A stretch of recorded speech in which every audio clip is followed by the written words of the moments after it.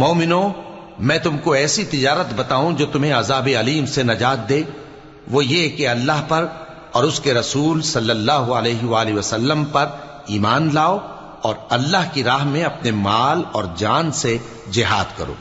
अगर समझो तो ये तुम्हारे हक में बेहतर है। वो तुम्हारे गुनाह बख्श देगा और तुमको जन्नत के बागों में जिनके नीचे नहरें बह रही हैं और पाकीज़ा मकानात में जो हमेशा की बहिश्त में हैं दाखिल करेगा। यही बड़ी कामयाबी है।